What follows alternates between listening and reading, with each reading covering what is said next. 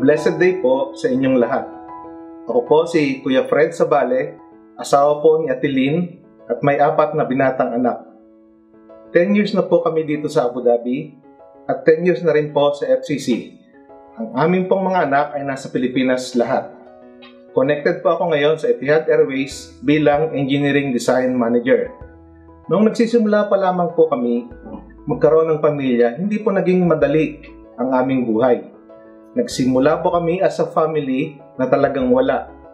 Ang gamit po namin sa bahay, isang mattress lang na tulugan, isang gas stove, isang batya na labahan, at mga utensils sa pagkainan at kusina. Wala po kaming refrigerator, washing machine, or TV set. Pero hindi po ito naging hadlang upang hindi kami magkaloob ng tithes at magbigay sa iba't ibang gawain ng ating Panginoon. Naging faithful po kami as a giver sa gawain ng Panginoon at pinanghawakan po namin ang kaniyang mga pangako. Nagtiwala lamang kami sa magagawa ng ating Panginoon sa aming buhay upang umunlad ang aming kabuhayan. Isa po sa aming pinagpala ng Panginoon at nag-progress ang aking career sa aviation. Ganyan din po ang aking salary at ay unti-unti rin pong nadagdagan. Nakabili na rin po kami ng iba't ibang gamit sa bahay at nagkaroon po ng chance na makapag-abroad sa Saudi at ngayon naman po ay dito sa UAE. Sa loob po ng 30 years ng aking career sa aviation ay ni minsan hindi po nagkulang ang ating Panginoon at sapat po ang kanyang biyaya. Sa ngayon po ay kahit ang aming mga anak ay tinuturo po namin sa pagkakaloob sa Panginoon. Silang 4 po ay nasa Pilipinas. Lahat po sila ay nagbabudget ng allowance para sa gastusin sa bahay at pinapadala po namin sa kanila. Kasama po sa budget nila yung tithes na dinadala po nila doon sa church kung saan sila ay naglilingkod din bilang ushers ng church. Maging tapat po tayo sa pagkakalob sa Panginoon. Naniniwala po ako at napatunayan ko na po na kapag tapat kang nagbigay sa gawain ng ating Panginoon ay lalo ka pa niyang pagpapalain dahil alam niya na ang pagpapalang binibigay niya sa iyo ay nagagamit sa kanyang mga gawain. Ang dalangin ko po ay patuloy tayong pagpalain ng ating Panginoon sa ating mga trabaho, mga finances, and may our Lord help us joyfully and obediently return the tithes and gifts to our dear Lord for the furtherance of His kingdom. Sarah Pasha po ng Singles Ministry. Ako po yung nawawalang kapatid ni Jolina Magdangal. Ito po totoo na talaga. Ako po si Sarah Jael Lagos Pasha. Lumalit po noong 2014 ng November sa Pilipinas and nagsimula pong mag-work ng April 2015. Dito po ako sa Abu Dhabi nag-aral since grade 6 to grade 10 at bumalik po lamang for renewal of residence visa noong April 2015. Pero God had a different plan for my life. Ever since college pa ako, undergoing thesis, lagi pong binibigay ni Lord na scripture ay Philippians 4:13. I can do all things through Christ who strengthens me hanggang sa magka-first work experience na po ako dito. I've heard po a message about first fruit nung nasa Pilipinas pa po ako, nung nagpunta po ang FCC Manila sa isang conference, and after that, sinabi ko po sa sarili ko na Lord, I know na inihahanda niyo na po ang puso ko to give, offer, first fruit pagka po. Paano po bang Philippians 4:13 para sa akin ay connected sa pag-encourage po sa akin to give or offer? As a human being po, marami pong desire ang puso ko that takes money po to happen. Pero dahil po naisa puso na din po ni Lord sa akin ang scripture na ito, offering first fruit for the second time this coming April 29 is my way of devotion to God, of acknowledging po that everything comes from Him and He is the true owner of everything I have. May mga nagiging struggles din po ako dahil sa finances po ng family namin, pero I really thank God na na-overcome po ng worry ko, ng faith at ng trust kay God na the more po may challenges na pinagdadaanan, lalo na sa finances po, the more na mas tapangan ang desisyon to stay faithful in giving offering. I just want to share po all glory to God kung ano po ang pagkilos ni God after ng unang first fruit ko po, He is truly amazing, magnificent, loving, and full of compassion, grace, and mercy. God is truly faithful. God bless you all. Good afternoon po everyone. My name is Miguel S. Flores. I am 11 years old. I am humbled to share my first testimony to all of you. My parents brought me here in FCC in 2006. I was 1 year and 6 months old. I am one of the children who have grown in the Awana Kids. Not to mention, I am one of the super kulit kids back then. 2 years ago, my parents taught us to save and bring back our tithes to the church. I really don't understand it because the truth is, all I want to spend with my money is to buy an iPad for myself. I was thinking if I'll give 10% of my savings, I will have less money to buy for my iPad. But my parents keep on telling me that God will provide. Soon enough, it was time to open my savings last year and found my money was enough to buy myself an iPad. But still, my parents challenged me to bring my first tithe to the church, and so I did. And by God's grace, He had blessed me to have my own iPad. My loving parents provided the shortage from my savings. God is good all the time. And I thank God for opening my heart and my mind to follow Him even though I am a child. Thank you for my family who are guiding us in everything. I give back all the glory, praises, and highest honor to our living God for His faithfulness to me and my family. Hello, my name is Aubrey. I've been residing here in UAE for almost the verse that gives me encouragement about giving is in 1 Chronicles 29 verse 14. But who am I and who are my people that we should be able to give as generously as this? Everything comes from you, and we have given you only what comes from your hand. So in this one, we know that whatever we have now is from the Lord. I do not own it, but it is God's, and I am just being a steward of it. So what I have, I should be able to give it freely to the Lord. Is it hard? Yes, it is hard, and it's a struggle because, you know, I am kuripot by nature, and my friends will know that.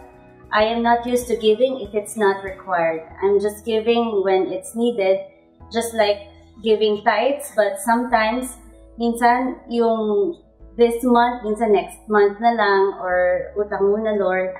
But yes, it is a struggle, and giving is painful because it will cost me and will require me to sacrifice a lot of things, especially those things that I want for myself. Shopping, travel. Giving also makes me live a healthy, simpler life. Even I want to acquire more, I cannot because I have to follow and obey God. It is not easy. But I did try and follow God's way in giving. Just recently, I was challenged to give more than the usual and have to sacrifice my own interest. After that, God poured out a lot of blessings on me, and even all my prayers, even the prayers that I have been asking for a long time have been answered. Praise God, He is faithful. When God gives, it might not be always money, but God blesses us with a better career, a complete and happy family, good relationship, and good health and any other funds. But one thing is for sure, God is faithful and He will do as He has promised. Magandang araw po sa inyong lahat. Ako po si Bernard de la Cruz kasama ang aking asawa na si Vivian at pangalawa sa tatlo naming anak na si Clarice. March 2005 po, pamilya si Jesus bilang Panginoon at sariling tagapagligtas. Sa biyaya po ng Diyos at sa tulong ng aking bayaw, nagkaroon po ako ng pagkakataong makarating dito sa UAE noong February 2007. Hindi naging madali sa akin para makahanap ng trabaho at malayo sa pamilya. Araw-araw po ako naglalakad at nagbibigay ng CV pero wala pa rin pong tumatanggap sa akin. Tuwing tumatawag po ako sa Pilipinas sa aking pamilya, halos mapaiyak po ako dahil sa sitwasyon ko at di ko na kayang umuwi dahil sa daming bayarin. Hinanap ko po kung saan ako makakapag-church at may nakapagsabi po dito sa FCC, dito ko po nahanap ang kailangan kong tulong pang-espiritual. Sa tulong po ng panalangin ng kapatiran, natanggap po ako sa trabaho. Ako po ay isang mekaniko ng iba't ibang sasakyan sa Pilipinas. Dahil po sa kabutihan ng Diyos, ngayon po ay mekaniko po ako ng makina ng eroplano na ginagamit ng mga oil companies. Nararapat lang po na ibalik sa Panginoon ang para sa Kanya. Salamat po Lord, at natuto po kaming mag-tithes at offerings. Maging ang first fruit offering. On time talaga si Lord, dahil nung time na po yun, sabay na nasa kolehiyo ang dalawa naming anak. Sabi po sa Philippians 4:19, God will meet all your needs according to the riches of His glory in Christ Jesus. Ako po si Clarice. After po mahiwalay kay nanay for 6 years at kay tatay naman po for 9 years, by the grace of God, kasama ko na po sila dito sa Abu Dhabi for 4 months na. Nakwento na po ni tatay na di talaga naging madali ang buhay namin sa Pilipinas. Nung elementary, kailangan po namin lumipat from an all-girls school to a public school. Palipat-lipat din po kami ng bahay from Taytay to Cubao, tapos balik sa Taytay, tapos Cubao ulit. May mga times na nagpa-promissory note po ako nung high school dahil wala kami pong bayad sa tuition. Malinaw pa din po sa memory ko nung one time na umiyak si nanay ng 5:30 AM, papasok po kami sa school ni ate. Dahil umiyak si nanay dahil di daw siya pinangutang ng kapitbahay namin na tindahan. Sana po pala, di ba, nung gabi pa siya, umutang na siya. Ilan lang po yan sa mga pinagdaanan namin noon. Napakadami pong adjustments at changes na nangyari talaga sa buhay namin. Ayun nga po, kinailangan mag-abroad ni tatay at nanay. Pero sa kabila po ng lahat ng to, si Lord po di nagbabago. He is a constant God. Sabi nga po sa Hebrews 13:8, He is the same yesterday, today, and forevermore. Never po siyang nag-fail before. Never po siyang na-late. We just have to trust Him. At syempre, on our part, we should honor. Serve, and obey Him. After po ng lahat ng pagsubok, isa na po akong licensed engineer sa Pilipinas at si ate naman po ay isang licensed physical therapist sa Pilipinas at sa US. Nakapagtrabaho na din po ako sa Pilipinas for 1 year and a month. Dahil po sa kabutihan ni Lord at sa nag-uumapaw na pasasalamat, I told myself that I should obey Him. At part po ng obeying for me is through tithing and offering. Kahit maliit lang po yung sahod sa Pilipinas, nagtatides po kami ni ate. At the same time, pinaprovide rin po ni Lord yung lahat ng needs namin. He makes all things beautiful in His time. To God be all the glory and praises. Isang mapagpalang araw po. Ako po si Vivian. Dumating po ako dito sa UAE noong August 9, 2010. Kasi po gusto ko makasama yung aking asawa na si Bernie. At the same time, gusto ko rin pong tumulong sa pagtatrabaho. Isang taon po ako na bago nakapagtrabaho kasi po natatakot ako mag-apply dahil wala naman po akong experience sa Pilipinas. Di po ako nagkaroon ng pagkakataon dahil naging full-time mother ako sa aming mga anak habang si Kuya Bernie ay nasa abroad. Masasabi ko po na di naman nasayang ang pagpapagal sa pagpapalaki sa aming mga anak dahil sa biyaya at sa tulong ng Diyos, lumaki silang maayos at may takot sa Diyos. After a year na nandito ako sa UAE na walang trabaho, nag-apply ako sa isang school na malapit sa bahay bilang isang teaching assistant. At by the grace of God, ako'y natanggap. Simula nga ng aming pamilya ay kumilala sa Lord, natuto po kaming magbigay ng tithes and offerings, especially ang first fruit offering. Yun nga po, nung unang sahod ko, talagang syempre, pag unang sahod mo, excited ka kung paano mong gagastusin. Pero sa biyaya ng Diyos, natuto po kami at the same time yung FCC na patuloy na nagpapaalala kung ano ang kahalagahan ng first fruit offering. Dahil, kumbaga, through this, na-honor natin ang ating Panginoon. Sabi nga po sa Proverbs 3:9-10, Honor the Lord with your wealth and with the first fruits of all your produce, when your barn will be filled with plenty, and your vats will be birthed, and your vats will be bursting with wine. Tapat ang Diyos na ating pinaglilingkuran. Sa lahat ng bagyo at pagsubok na aming pinagdaanan, imbis na lumayo at talikuran namin ng Diyos, patuloy kaming kumapit sa Kanya at tandaan sa mga pangako at salita niya. Hindi niya kami iniwan at pinabayaan. Yun nga po yung favorite na verse ko na Hebrews 13:5, I will never leave you nor forsake you. Bagkus patuloy na bumubuhos ang pagpapala. Pagkatapos ng 4 na taon na pagtatrabaho dun sa school, sa biyaya ng Diyos at sa tulong niya at ng kapatiran, ay nalipat po ako sa mas malaking school. At sa tulong din po ng isang kaibigan, ay nakalipat din po kami sa mas malaking kiran upang magamit sa Bible study every Saturday. Tunay po na naranasan namin ang provision ng Diyos, basta patuloy lang po tayong sumunod sa Kanya, at isa pong way through tithes and offering, hindi lang pagpapalang finansyal o material ang pagpapala, kundi sa lahat ng aspeto ng aming buhay. Madami pa pong pagsubok, ngunit ang Diyos ang nagbibigay ng joy na harapin ang mga ito. Ang ating pong mga trabaho at lahat ng ating mga tinatangkilik ay sa Diyos lamang nang galing, kaya marapat lang po na ibalik natin ang para sa Kanya. Kaya naman po ang ating bilang mga magulang, sa ating magsisimula na makita ng ating mga anak na tayo ay nagtatapat sa ating Panginoon. Kaya po ganun din ang aming mga anak ay patuloy na nagbibigay ng kanilang tithes and offering at patuloy na pinagpapala ng ating Panginoon. Sa Diyos po ang lahat ng papuri. Amen!